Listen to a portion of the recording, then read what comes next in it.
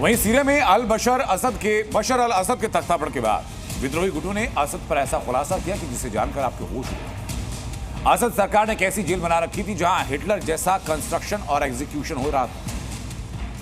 यहां 30,000 से ज्यादा कैदियों को मौत के घाट उतार रहा गया। देखिए ये सनसनीखेज रिपोर्ट। सीरिया में मानव कत्लगाह का खुलासा, बशर अल असद या हिटलर।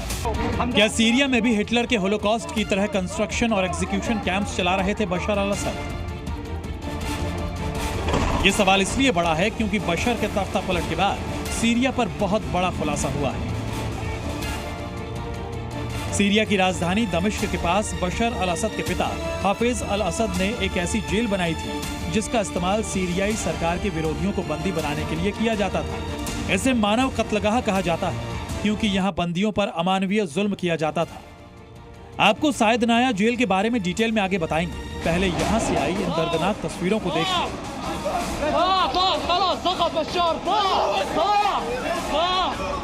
असद के तख्तापलट के बाद जब विद्रोही गुट को सायनादा जेल के बारे में पता चला तो सबसे पहले यहाँ से राजनीतिक कैदियों को रिहा करने का काम शुरू हुआ।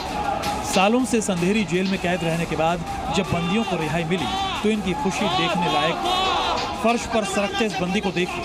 ऐसे देखकर अंदाजा लगाया जा सकता है कि इस पर कितना जुल्म किया गया होगा, ऐसे कितनी यातनाएं दी गई होंगी। बशर अल असद की सायद नाया जेल में कई कैदी तो 1980 से ही बंद हैं, जिन्होंने 40 से 42 साल से मॉडर्न ग्लोबल वर्ल्ड के बारे में ना देखा न सुना। इनमें से कुछ ऐसे कैदी भी हैं जिनके लिए दुनिया रेडियो टेप रिकॉर्डर तक सीमित रह गई। इन कैदियों ने न मोबाइल देखा, न लैपटॉप और न ही स्मार्ट वॉच के बारे में कुछ जाना। असद हुकूमत ने इन कैदियों को एक अंधेरी कोठरी में जिंदगी बिताने पर मजबूर कर दिया। इन कैदियों पर निगरानी के लिए सैकड़ों सीसीटीवी कैमरे लगाए गए थे।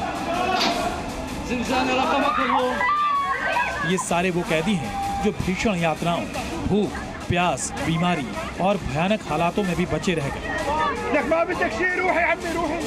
इन कैदियों में बड़ी संख्या में महिलाएं भी हैं जिन पर असद सरकार के दौरान काफी जुल्म हुए।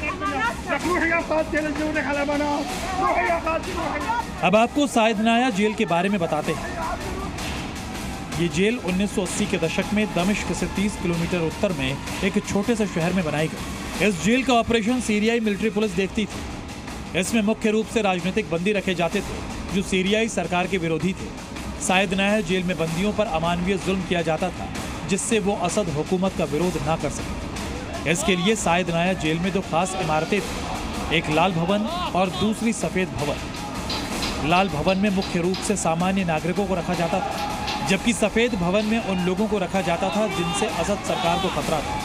सफेद भवन में बंदियों को गंभीर शारीरिक और मानसिक यातनाएं दी जाती थी। इसके लिए जेल में खास एग्जीक्यूशन रूम था जहां कैदियों को फांसी देने के लिए लाया जाता था। एग्जीक्यूशन रूम में 10 से 20 फांसी के फंदे होते थे। यहाँ पर बड़ी संख्या में कैदियों की हत्या भी की जाती थी। दावा है कि 2011 से 2015 के बीच यहाँ करीब 13,000 लोगों को फांसी दी गई। 2017 में अमेरिका ने भी आरोप लगाया था कि सायद नाया जेल में कैदियों की हत्याओं के बाद उनके शवों को जलाने के लिए एक क्रेमेटोरियम भी बनाया गया था। ब्यूरो रिपोर्ट, जी मीडिया।